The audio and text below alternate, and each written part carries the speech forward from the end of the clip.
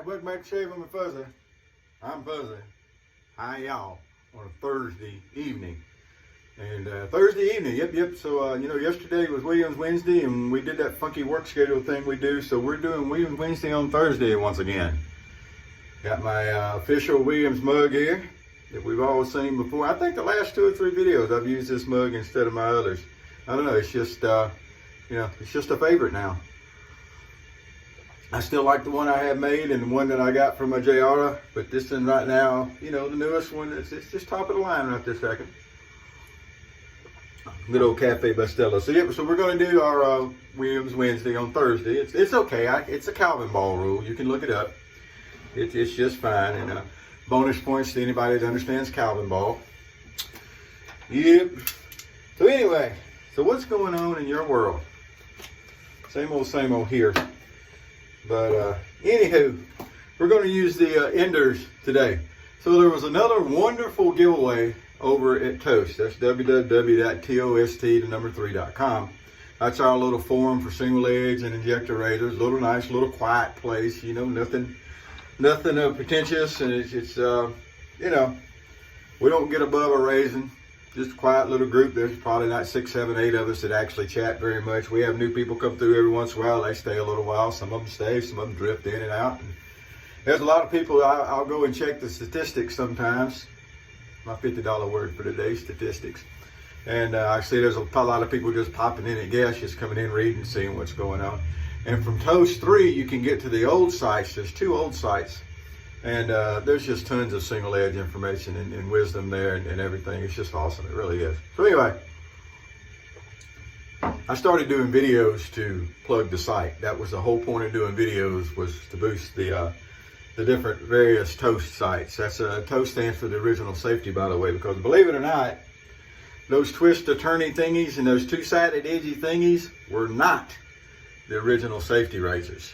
The original safety razors had heads that looked more like this and used blades that look like this, wedge blades.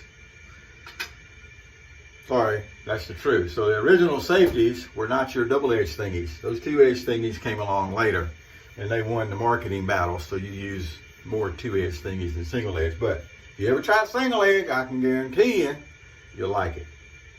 Anyway, so we have a wonderful giveaway over there. We've had 2 or 3 here lately, different people. I haven't done one lately because I get busy, and my problem is getting to the post office and getting stuff mailed out. So anyway, I'm going to do it. I promise. I'm going to get around to it. I got all kinds of stuff that people have sent me and said, here, give this to people that can use it or use it yourself. I get a lot of good stuff that way. And I appreciate that. But I try to pass on enough stuff that it makes up for what I keep. I try to balance out. But anyway, I digress again. So you need an adapter. These enders are an extremely nice razor, but they use a proprietary blade. So you either have to, you can use injector blades, but you need an adapter. It's the easiest way to do it. And one of the gentlemen over there, matter of fact, the gentleman that the adapter I'm using and the razor I'm using came from him. And he gave away the adapters and stuff, and he also turns handles, and he has some beautiful handles and stuff. I didn't win any of that. There's going to be a few people banned. No, I'm joking. I'm joking. I'm not joking. Anyway, so there were some adapters in that giveaway, and it makes it this way. You can find these razors really cheap generally, and they do a really good job. So to move on with our shave, I'm going to use the Guest. This was what they called the Guest stick, Williams, in the glass jar. It's a really heavy glass jar. I got a couple of these. And I had to really scrape the wrapper off because the oils and the soap had soaked through that stuff. But anyway, look, you see how that looks? I've made this point before. People don't like it when their soap looks like that. It's gone rancid. It's going to be bad. It's not going to work good. And it's horrible. And it's going to tear your skin up. And no, it's not. Oh, by the way, we're working on a couple of days growth here because I work that funky schedule. So I shaved yesterday early. And now it's today later. Easiest way to put it. But anyway, and these vintage soaps, I mean, really, everybody ought to have a vintage soap, at least one. Colgate, Burma Shave, which was really, Burma Shave kind of on the fence about it. It's a good soap, but it never was what the Colgate or the Williams soap was in my book. The original Burma Shave soap that would actually be the nostalgic vintage that had the signs up on the side, it was actually a brushless cream. And it was only later, after all that the company was bought by somebody else, and then they put the Burma Shave name on a soap cake. So I'm a little on the fence on punching, vintage, but it's a good soap. It's just as good as anything. I have several of them, and I use them. It's been a while since I used it, but I'm sitting here now. Yep, there it is right there. I got it right up in my cabinet here. Anyway, maybe I ought to have a vintage soap, and don't let the fact that it's got that little tint to it turn you off on it. It's soap. But it's a tiny little soap and it goes rancid. I have never. It exasperates me. People do sometimes. And y'all know that because you listen to me expound on it ad nauseum. But anyway, people, I talk to these people all the time, and every time I get a vintage soap, it's rancid. It is old and it's rancid and not in. I'm sitting there thinking, man, I got cake after cake after cake after cake of Colgate. Williams. I got Colgate that was a barbershop. They started making that in 1917. I don't know when they switched over to the cup soap and then they went to the mug soap. I don't know when the switch was, but I've got barbershop. It was started being made in 1917 by Colgate. Never found one that's rancid. Never found one that didn't lather good. Just have it. I've given it to people. They threw it away when they got it because they said it just looked bad and it was going to be bad and all. And it's like, I gave you something that I use, and you threw it away. Didn't even talk to me about it, just threw it away. Let me tell you something.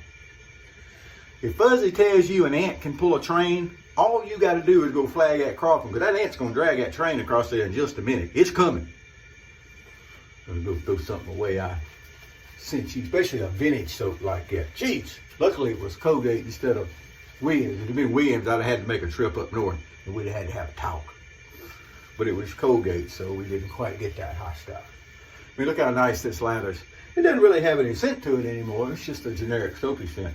Even the menthol Williams in the green wrapper, there's no real menthol scent to it anymore. That's all dissipated. Menthol,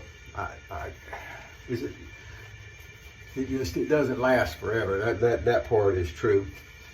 It's like something that's got chlorine in it. Chlorine off gas pretty quick, actually. And so you got that kind of stuff. The Old Spice soaps, they don't really smell like Old Spice anymore. They're just, I can still smell it on mine. No, you can't. But anyway, everybody should have some vintage soap, and don't worry about the way it looks. And don't be one of those people send you something and you go and throw it away. I tell you what. All right. I love the Enders.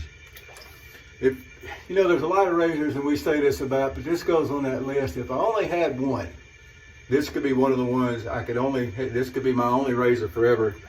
And the way the shaves come on the thing, it'd be great. I can say that about 90% of my razors. I understand. But this is one of those razors, especially when you have the adapter. It's easy to load and everything. So what they do to make the adapter is he actually uses JB Weld. And on an injector blade, it's got the two slots. Well, he grinds down the proprietary blade so that it's shorter, and then he puts the JB Weld on with a blade on there as a template, so that the JB Weld builds up these bumps. And when you put your injector blade in, it holds on with the bumps. So, the slots in the blade go over the bumps. I'm not explaining well. I'm not an engineer, as you've noticed. But it works really well. It holds it in place firm. It's nice and straight. Don't freak out. Again, if it's not perfectly straight across, then you don't want a slanted blade in, obviously. But if it's a little bit off, your technique will take care of that, trust me. But anyway, mine's not a little bit off. It's just an excellent job. I just know some really talented, and I've been privileged over my life to have met some really good, talented people at different things. And always when you're around someone like that, try to learn a few things.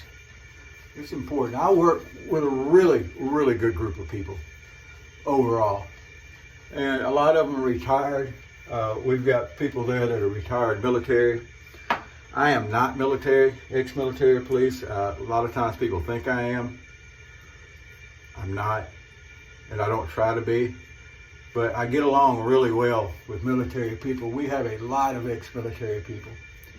And some ex-law enforcement, you know, that type of stuff. Corrections. We've got a gentleman worked with us that was in corrections a really long time. And I love getting around these people and listening to them talk and getting them talking. And I say all the time to people that I don't get a lot, because I'm introverted. If I'm away from work, I'm not around people. I'm really introverted. Ask my sister. But anyway, so I don't get a whole lot of real good conversation. So when I do get around someone like that, I take advantage of it. And it's a good thing to do for people. Listen to your old people. Real good thing. Alrighty. So I know I complain a lot all the time about kids these days and all this kind of good stuff, and for a reason. It's not just whining, it's complaining for a reason, but there's a lot of good stuff too. There really is. I work with some people. My crew, what I call my crew, my night crew, is a solid crew. I've got National Guard people and just a really, really, really good crew. And then I'm lucky in that my second crew, I call it, because you know I work some 3 to 11 shifts a couple times every other week. So that's swing shift, and I'm a grave shift, and I work swing shift. My second crew is also a solid crew, you know, 95% of the time, maybe more. And I've got good support there. My captain, who is my immediate supervisor, is really good. So there's a lot of good things. My major is great at what she does. We've got some of our administration people that keep me straight. When I need something, I can let them know. I got to apologize to one of them tomorrow. She gave me a paper, and I was busy at the time. And then I got busier later, and I didn't even get back to the paper. I put it in my, I've got one of those metal clipboards that I keep my paperwork and stuff in. So anyway, and I come to find out that was not my copy of that paperwork. That was supposed to be passed down to the other supervisors. So I got a call today and wanting to know, hey, you know, y'all really need to be better about passing information to each other and getting things around and all that. I said, where's that paper you got last night? In my clipboard. Thought it was mine. It wasn't. It was supposed to be shared and passed around. So anyway, I'll fix it. I'll fix it. I'll be there here in a little while, and we'll get it taken care of. But I got to apologize to our administrative person, because she was on it and I even told her how good she was with it, because it was a paper I really needed, information I really needed, and it's information we all needed, and I didn't share it. So I got, you know, anyway. It was a really nice chewing out. It wasn't really a chewing out. It was, well, you know, it's okay. It's not going to be it. But really, I should have paid more attention. So my captain is, I'm sure he's exasperated with me sometimes, but he doesn't show it much. He's a good guy. Well, anyway, it helps when you have good support in work. And I do. That helps me with my work, and I realize that. Alrighty, well, while I've been yabbering up here, we've got an excellent Enders shave. Went through with our vintage Williams. You notice there's no problem with ladders for the, I could have put less off the stick on my face. And that's always a juggling act. Well, how much when you use a shave stick? I love shave sticks. I think shave sticks are just the bomb diggity. And how much do you put on? Well, you got to kind of learn that as you go. Different ones, you need more and everything. The vintage Williams, you don't really need as much because it's going to work great. And you can see here on my favorite 1305 that was customized by Miss Luna that there's still plenty of lather there. Still plenty of lather. But anyway, so that's the shave today. We're going to finish up with this. This is from Dollar Tree. Now, this is not a knockoff of Skin Bracer. It's the same color. This is what they call the original scent. It's a really light scent, a little powdery in the background, but it's not unpleasant. When I'm working like this, I don't need a really loud aftershave. You know, it's not like I'm gonna go to work wearing Stetson. Every once in a while I will, on one of these days where I know that I'm going to be away from everybody and nobody's going to have to pay that much attention to it, I'll wear something a little louder. But usually I'm not wearing a real loud aftershave, and this is not loud. It feels good. It's got castor oil in it, if I remember correctly. So it's a good feeling on your skin, and it's got a nice light scent to it. It's pleasant, very pleasant, and it's only $1 a bottle. They have this and they have the blue. And they're both, the blue is a little more powdery, obviously, but it is not a knockoff of Aqua Velva, and the green is not a knockoff of Skin Bracer by any means of the imagination. It's just not. But for $1 a pop, what can you say? It's not bad stuff. You can go and you can pick up the Power Stick, you know, shave gel, the brushless stuff. One of them actually make loud. I can't remember. We did test on it here a while back. I don't remember which would and which would. But anyway, you can go pick that up. You can go pick you up your $1 two-sided thingy razor if you need to. You can get all your shaving supplies $1 a piece at Dollar Tree. It's fixing to go to $1.25. I think that's tomorrow they go to $1.25. But anyway, you can do all that and get really great shaves. Just saying. All right, that's going to do us for today. Ender Speed Rudder. If you don't have one, get one. If you need an adapter, you need to be a member at Toast. And because we got folks that will make those for you, and they do a good job at it. We got people turning brush handles. One of the members there, remember, was Fluffy that made it. I'm going to order my, I know what size to get now, and I think I know what knot I'm going to get. Somebody ordered 3 or 4 different knots. And I'm waiting to see what they look like when they get them in to decide which one I'm going to get. I think I'm going to put a horse in it, by the way. But anyway, so we have people that are making stuff like that for other members. And, you know, you need to get in on this. Plus, if you're saving with plastic garbage stuff still, you need to leave that alone. Get into real shaving. Every single person that I have gotten to shave with a real razor has loved it. Just switching over to a brush and soap makes it a whole lot better, even if you're still using plastic cart garbage. But every single person that I've gotten into it loves it. And, you know, if you haven't given it a try, there you go. We'll pass the collection plate around. Never mind. But anyway, all right, I'm through preaching for today. Y'all have a great day. I'm going to get out of here, go to work, and do my thing. Again, remember, it's okay to complain about stuff that bothers you. Really. Whine. No. If you're complaining without having a solution, that's whining, and whining's not good. But if you're complaining because it's a way to express what's going on so that it can be improved, that's different. Whining is like the squeaky wheel. And, you know, people say, well, you know, the squeaky wheel gets the grease. No. The squeaky wheel gets changed and gets to go sit in the garbage pile. Don't be the squeaky wheel.